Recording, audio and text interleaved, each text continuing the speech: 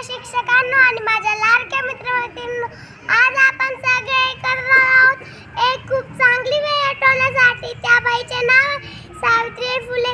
हातात पुस्तक मनात धाडस, हातात पुस्तक मनात धाडस अशी होती सावित्रीबाई.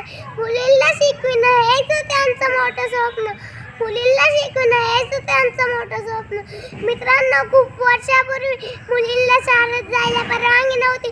लोक म्हणायचे मुलींनी शिकू नये, पण सावित्रीबाईंनी असं म्हटलं नाही.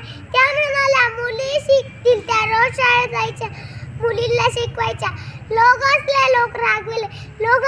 रागविले, पण त्या थांबल्या नाही. ज्ञानच दिवा पेटवून अंधार पळवला त्यांनी, मित्रांनो, लोक त्यांना त्रास द्यायचे, पण तरी सुद्धा रोज मुलींना शिकवायच्या. त्या म्हणायच्या शिक्षण खूप महत्त्वाचं आहे, ज्यांच्या हातात पुस्तक असतं त्यांचं भविष्य उजळतं. सावित्रीबाईंनी आम्हाला शिकवलं. आज आपण शाळेत येतो, पुस्तक वाचतो, लिहितो, खेळतोय, सगळं सावित्रीबाई फुले यांच्यामुळे शक्य झालं. सावित्रीबाई म्हणजे ज्ञानाचे आहे. मुलांना शिकविणारी खूप चांगली आहे, मुलींना शिकविणारी खूप चांगली आहे. चला तर मग मुलींना आपण सगळे ठेवूया, रोज शाळेत येऊ, मन लावून अभ्यास करू आणि चांगली माणसं बनू. शेवटी जाता एवढंच मला सावित्रीबाई नाव नव्हतं.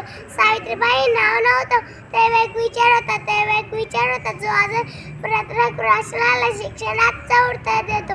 याच विचारांचा माझा शब्द संपविते.